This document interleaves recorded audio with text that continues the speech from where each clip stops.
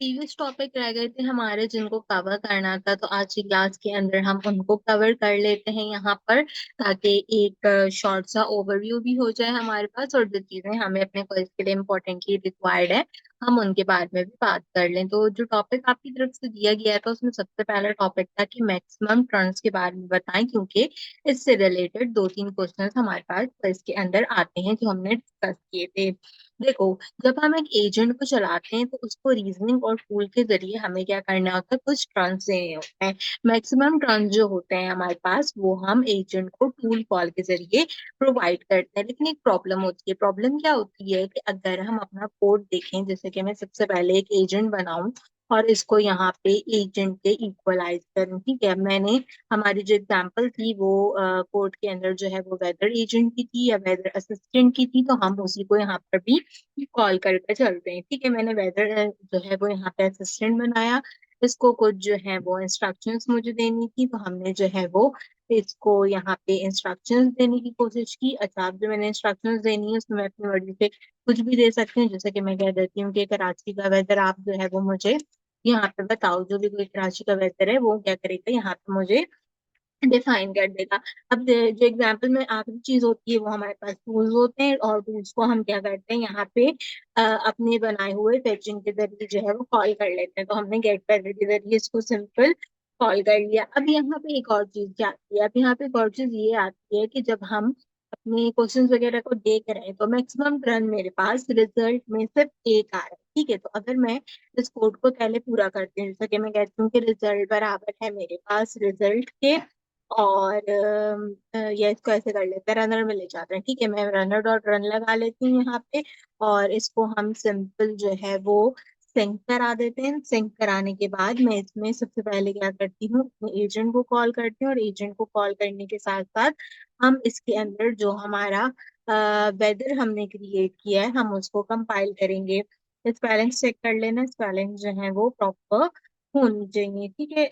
यहाँ पे एजेंट है, ठीक है। ये हमने यहाँ पे क्या किया, सबसे पहले कंपाइल कर लिया।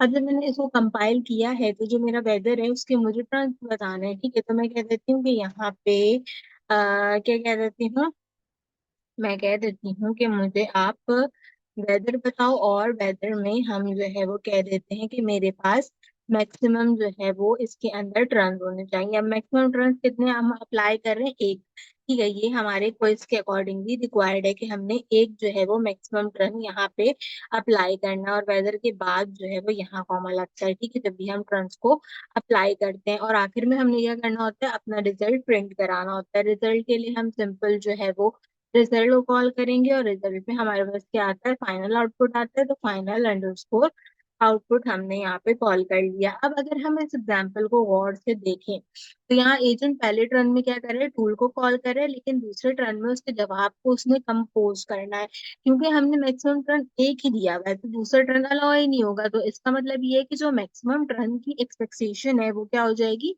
रेज हो जाएगी। अब प्रॉब्लम क्या आती है कि हमने जो यहाँ पे टूल दिया है, अगर मुझे जो है वो सिर्फ टूल को यूज करना है तो मैं मैक्सिमम टर्न जो है वो वन रखूंगी। लेकिन अगर मुझे उस टूल के साथ जो है वो उस टूल का आंसर भी चाहिए तो फिर मुझे मैक्सिमम टर्न्स क्या करने पड़ेंगे, फिर मुझे यहाँ पे मैक्सिमम टर्न्स टू करने पड़ेंगे। तो जब मैं टू जो है वो इसको कर दूंगी तो उससे मेरे पास क्या चीज आएगी, टू करने से मेरे पास टूल का यूज भी हो जाएगा और रिप्लाई भी आ जाएगा। जैसे अगर जो है वो हम यहाँ पे लिख लें कि मेरा मैक्सिमम टर्न जो है वो अगर वन है तो उस केस के अंदर क्या होगा, सिर्फ टूल कॉल होगा। और अगर मेरे पास जो है वो सेम मेरा मैक्सिमम टर्न जो है वो टू है तो उस केस के अंदर मेरे पास क्या होगा, टूल कॉल भी होगा और साथ में मेरे पास इसका रिप्लाई भी आ जाएगा। तो ये एक इम्पोर्टेंट चीज थी जो कि हमारे पास क्वेश्चन से रिलेटेड थी। दूसरा टॉपिक हमारे पास एस्थेटिक फिल्टर्स के बारे में था कि हम एस्थेटिक फिल्टर्स को जो है वो चेक करें कि वो जो है वो हमारे पास किस तरीके से वर्क करते हैं। कैपेबल जो हमारे फिल्टर्स होते हैं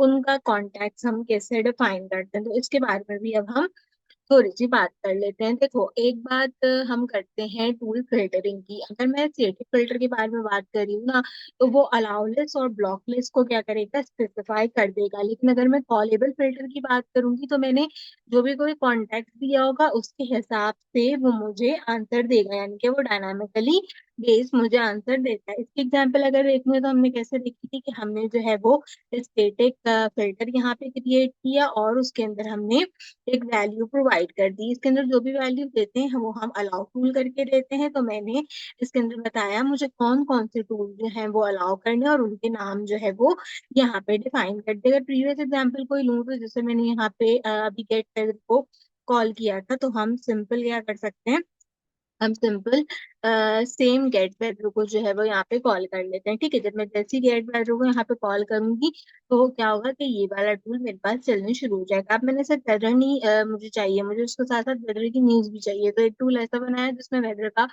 न्यूज हम चेक कर सकते हैं। तो उसके लिए हमने यहाँ पर इस वाले टूल को यूटिलाइज कर लिया। तो उसमें क्या हुआ कि हमारी अलाउ लिस्ट और ब्लॉक लिस्ट में जो हमने स्पेसिफाइड टूल बताए, यानी कि गेट वेदर और गेट न्यूज, वो अलाउ है तो वो यूज होंगे, और बाकी जितने टूल्स हैं वो ब्लॉक हो जाएंगे। इसी तरीके से जब हम कॉलेबल टूल्स की बात करते हैं तो उसको जो है वो हम एसिंक के अंदर जो है वो कंसीडर करते हैं। तो हमने जो है वो उसको सबसे पहले एसिंक में बनाया, मैंने एक फंक्शन बनाया, इस फंक्शन को मैंने नाम दे दिया माई फिल्टर का। आप कोई भी नाम दे सकते हो, अपनी आपकी अपनी मर्जी होती है। इसके अंदर हम पीडीएक्स का यूज करते हैं जो कि मैंने आपको फॉरटेक में पढ़ाया है। साथ में हम टूल्स देते हैं, टूल्स की वैल्यू हमेशा हमें पता है कि बूलियन जो है वो कंसीडर की जाती है। अगर एजेंट का नाम वेदर असिस्टेंट है तो वो सिर्फ क्या करता है, मौसम का हाल बताता है, जो हम अभी डिफाइन भी करके आए हैं। तो अगर मैं कहूंगी कि मेरा cth dot agent dot name यहाँ पर जो है वो कंसीडर किया जा रहा है, और उसके अंदर मैंने इसको क्या नाम दिया हुआ है, इसके अंदर मैंने इसको जो है वो वेदर असिस्टेंट को कॉल किया हुआ है। तो इसमें वेदर असिस्टेंट जो है वो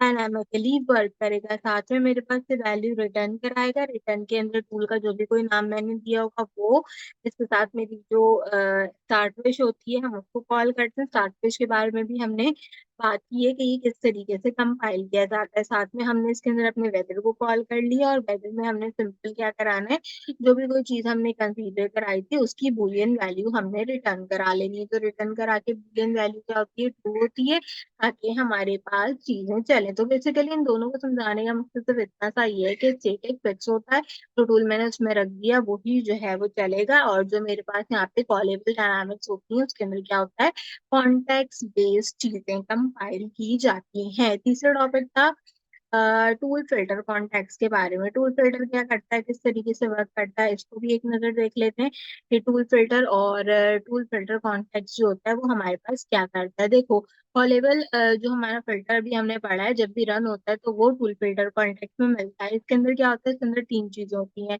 सबसे पहली चीज क्या होती है, जो भी कोई हमारा कॉन्टेक्ट होता है वो हम रन कराते हैं। वो कॉन्टेक्ट क्या होता है, जो भी चीज मैंने दी होती है, ठीक है, जो भी हमारे पास करेंटली रन हो रही होती है ना चीज, वो क्या होती है, इसके अंदर कॉल होती है। जैसे इसमें वेदर कंपाइल किया जा रहा है तो करेंटली रन चीज यूज होती है। इस पर से लिख लेती हूँ, बात तुम्हें समझ में आ जाएगी।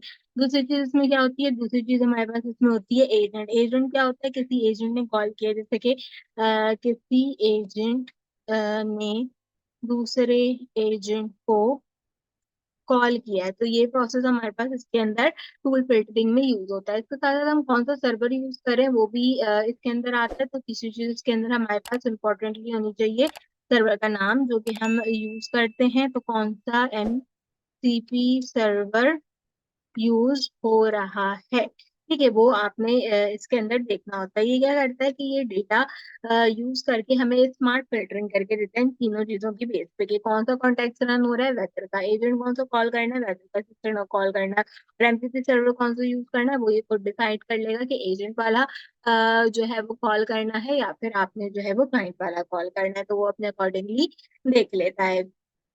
Invoke MCP tool string return करता है। हाँ, ये एक अच्छा एग्जाम्पल है कि इन्वोक एमसीपी टूल जो है वो हमारे पास स्ट्रिंग रिटर्न करता है, और वो स्ट्रिंग जो है वो हम डिक्शनरी में खुद ही कन्वर्ट कर लेते हैं। इसमें क्या होता है कि इसमें आपने जो है वो जब भी आप किसी एजेंट को एमसीपी टूल के जरिए चलाते हो ना, तो हम उसके अंदर इन्वोक एमसीपी टूल का यूज करते हैं। ये तो हमें पता है। ये फंक्शन क्या करता है कि स्ट्रिंग रिटर्न करता है और एक जीसन रिस्पॉन्स स्ट्रिंग हमें प्रोवाइड करता है। तो इसकी एग्जांपल एक बताती हूँ। जैसे कि हमने एक रिजल्ट बनाया जो कि स्ट्रिंग था, ठीक है, मैंने कह दिया कि आप थोड़ा सा वेट करो, और वेट करके आपने एमसीपी यूटल्स का यूज करना, क्योंकि इसका एमसीपी यूटल्स जो है वो सही नहीं है, वो जाके एमसीपी यूजर्स पे बात करें, ठीक है। और इसके अंदर जो है वो हमने क्या कर लिया, हमने एमसीपी टूल को कॉल कर लिया। जब मैंने एमसीपी टूल को कॉल किया तो अब इसके अंदर सारी चीजें बतानी पड़ेंगी ना, जैसे कि इसमें कौन सा सर्वर यूज होगा, इसमें कौन सा टूल यूज होगा, इसमें कौन सा जो है वो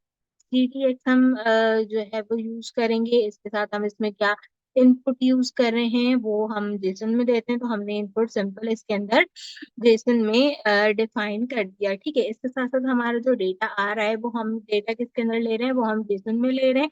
जेसन के साथ साथ हम जेसन को लोड कराते हैं और लोड कराने में जो भी कोई मेरा रिजल्ट होता है उसको हम स्ट्रिंग के फॉर्मेट में लेते हैं। यहाँ पे जब रिजल्ट स्ट्रिंग की कमांड लगाते हैं तो ये क्या करता है, डायरेक्टली कन्वर्टेड इनटू डिस्क, ठीक है। ये क्या करता है, स्ट्रिंग को डायरेक्टली कन्वर्ट कर देता है डिस्क के अंदर। ओके। जब भी कोई रिटर्न टाइप तुम्हारे पास स्ट्रिंग आ रही होगी तो तुम्हें पता होना चाहिए कि यहाँ पे अगर इन्वोक एमसीबी टूल लगा है तो वो कन्वर्ट हो जाएगा किसके अंदर, डायरेक्टली डिस्क के अंदर, ठीक है। यहाँ पर ये कंपाइलेशन की आखिरी टॉपिक है, अलाउ ब्लॉक लिस्ट और रियल एग्जांपल्स लिस्ट को तुम्हें याद रखना बताना है मुझे। तो हम इसको जो है वो चेक कर लेते हैं। देखो इसके अंदर जो है हमारे पास क्या चीज होती है, इसमें हमारे पास ये होता है कि एक रियल लाइफ का सिनेरियो समझते हैं। अपने नाम से ही जाहिर है कि अलाउ करता है चीजों को और ब्लॉक जो है वो चीजों को ब्लॉक करता है। तो अगर कस्टमर सपोर्ट एजेंट है तो वो क्या करेगा, टूल्स को हमारे पास यूज करेगा। किस तरीके के टूल, जैसे कि अगर कोई ई कॉमर्स का प्रोडक्ट है तो उसके लिए वो ई कॉमर्स के प्रोडक्ट को सर्च करके लेकर आएगा, उसका ऑर्डर स्टेटस लेकर आएगा, और जो फिल्टर हम लगाते हैं वो हम क्या लगाते हैं, वो हम अलाउ करके लगाते हैं, ठीक है। तो अगर हमने इसको लिखना हो तो हम कैसे लिखते हैं, अलाउ करके लिखते हैं। इसके बाद हम इसके अंदर सबसे पहले बता देते हैं कि हमने जो भी टूल यूज करना है, जैसे कि मैं यहाँ पे सर्च प्रोडक्ट को यूज करती हूँ, साथ ही साथ मुझे क्या करना होता है, मुझे जो है वो गेट करना है इसके ऑर्डर का स्टेटस, ठीक है। जो भी मेरा प्रोडक्ट है उसके ऑर्डर का स्टेटस भी मुझे जो है वो यहाँ पे इसके अंदर गेट करना है। तो दोनों चीजें मैंने जो है वो अलाउ कर दी। इसके बाद हमने यहाँ पे सिंपल फिल्टर लगाया, फिल्टर के अंदर मैंने कहा कि जो भी चीज मैंने अलाउ की है आप उसको जो है वो यहाँ पे टूल के नेम्स के अंदर जाके चेक करो कि क्या मेरे पास टूल की नेम की लिस्ट के अंदर ये चीज अवेलेबल है। अगर ये चीज मेरे पास अवेलेबल होगी तो आपने सिंपल क्या करना होगा, आपने सिंपल इसको यहाँ पे अलाउ कर देना होगा। तो इससे क्या होगा कि जो प्रोडक्ट का ऑर्डर स्टेटस है और जो उसका सर्चिंग का प्रोसेस है वो मेरे पास अलाउ हो जाएगा। अगर मैं ब्लॉक लिस्ट की बात करूँ तो हम इसमें ब्लॉक करके चीजें बनाते हैं। ब्लॉक करके चीजों में जैसे मैं कह देती हूँ कि जो भी मेरा करंट यूजर है आप उसको क्या कर दो, डिलीट यूजर कर दो इसके अंदर, ठीक है। और डिलीट यूजर के साथ साथ आप क्या कर दो, इसके अंदर आप ड्रॉप कर दो उसको डेटाबेस से। जो भी मेरे पास यूजर डिलीट हो रहा है उसको आपने डेटाबेस से क्या करना है, ड्रॉप कर देना है। इसमें भी हम सेम फिल्टर लगाते हैं और सेम फिल्टर लगाने के बाद हम क्या करते हैं, इसके अंदर भी हम कहते हैं कि आप चीजों को ब्लॉक टूल नेम्स के अंदर देखो कि ब्लॉक टूल नेम्स के अंदर ये अवेलेबल है, और साथ में क्या करो, अगर अवेलेबल होंगी तो इनको आप सिंपल ब्लॉक कर दो। तो ये दो चीजें होती हैं जो कि हमारे पास यहाँ पे वर्क करती हैं। अब बात असल में ये आती है कि देखो हम जो भी कोई एमसीपी टूल अपने एजेंट एसडीके के फंक्शन टूल में यूज करते हैं ना, उसकी टूल कॉलिंग, उसकी स्कीमा वैलिडेशन, उसका सर्वर मीटअप, ये सारी चीजें जो है वो हमें देखनी होती है। प्रॉपर टूल्स के जरिए उनको हमें यहाँ पे समझना होता है। तो अगर हम इसको जो है वो रैप अप करें तो इनके सारे के सारे पॉइंट्स में हमने जो है वो चार पांच चीजें वही सीखी जो कि मैंने शुरू में बताई थी, कि हमारे जो मैक्सिमम ट्रांस है वो टूल को कॉल करने के लिए यूज होते हैं। अगर हमें टूल का जो है वो यूज चाहिए, टूल कॉल चाहिए और साथ में रिजल्ट चाहिए तो मैक्सिमम टर्न टू होने चाहिए। अगर वन होगा तो सिर्फ टूल हमारे पास कॉल होगा। अगर स्टैटिक फिल्टर होगा तो वो फेक से अलाउ करेगा, कैपेबल कॉलेबल होगा तो वो डायनामिकली कंटेंट देगा। टूल फिल्टर क्या करता है, एजेंट और सर्वर का इंफॉर्मेशन देता है। एमसीपी हमारे पास रिटर्निंग वैल्यूज स्ट्रिंग्स डिस्ट्रिक्ट करती है, और अलाउ और ब्लॉक लिस्ट एग्जांपल्स मैंने आपको बता दी कि आपने किस तरीके से टूल्स के अकॉर्डिंगली इनको याद करना है। अभी आपके ऊपर डिपेंडिंग करता है कि आप इन सब चीजों को किस तरीके से लेके चलते हो। प्लेलिस्ट से आप कौन कौन से टॉपिक्स कवर कर रहे हो, एग्जाम से क्वेश्चन, बाकी चीजें सब मैंने प्रोवाइड की हैं। बस अपनी इस चीज की तैयारी करना आपका जो है वो आउटपुट है कि आप इसको अच्छी तरीके से तैयार करो, अपने कॉन्सेप्ट को अच्छे से क्लियर करो। तो उम्मीद करती हूँ कि आज का ये लेक्चर आपको पसंद आया होगा। सारे लेक्चर्स अवेलेबल हैं यूट्यूब के ऊपर। मेक श्योर कीजिए कि सब्सक्राइब कर लीजिए, मेक श्योर कीजिए कि प्लेलिस्ट को लाजमी चेक कीजिए। आज की वीडियो के लिए बस इतना ही। आपसे मुलाकात करेंगे अगले वीडियो में किसी और अच्छे टॉपिक के साथ। तब तक के लिए मुझे दीजिए इजाजत।